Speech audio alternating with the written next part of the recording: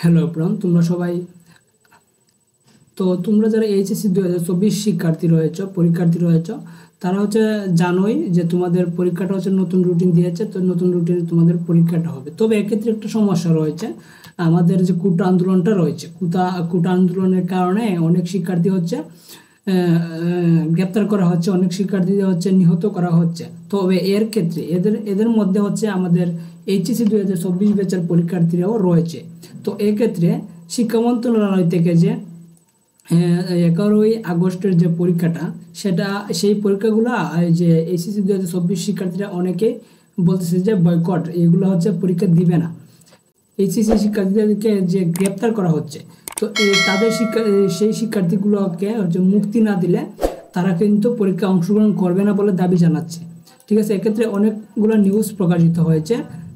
আমরা যদি একটা নিউজ অ্যাপ্লাই করে দেখি, তাহলে গ্রেপ্তার 3 এইচএসসি শিক্ষার্থী জামিন, শীঘ্রই কারামুক্তি। দেখো, এটা আজকের নিউজ।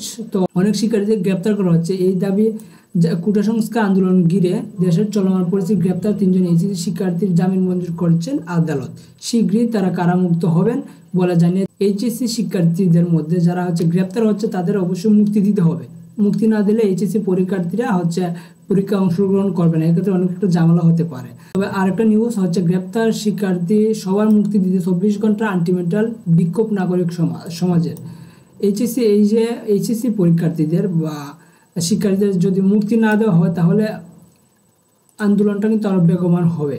এখানে অনেক শিক্ষককে গ্রেপ্তার করা হয়েছে, বন্দি পাঠশালার যে বড় ভাইরা তাদেরকে গ্রেপ্তার করা হয়েছে। তারপর গিয়ে ফাহাদ স্যার, আমাদের সবার পরিচিত ফাহাদ স্যার, তাকেও গ্রেপ্তার করা হয়েছে। তবে এগুলো এবং এইচএসসি শিক্ষার্থীদের মধ্যে অনেক শিক্ষার্থীকে গ্রেপ্তার করা হয়েছে। তাদেরকে যদি সম্পূর্ণভাবে মুক্তি না দেওয়া হয়, তাহলে কিন্তু এইচএসসি শিক্ষার্থীরা পরীক্ষায় অংশগ্রহণ করবে না।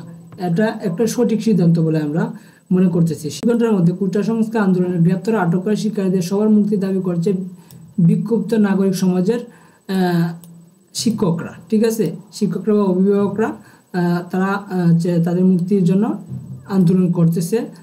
তো আমরা চাই যে আমাদের বড় ভাই বা আমাদের এইচএসসি পরীক্ষার্থীদের যারা গ্রেপ্তার করেছে তারা তো আরেকজনের ফ্রেন্ড। ঠিক আছে, তো তারা অবশ্যই চাইবে তাদের ফ্রেন্ডের যদি সহজভাবে মুক্তি না দেওয়া হয়, তাহলে কিন্তু তারা পরীক্ষা দিবে না। তো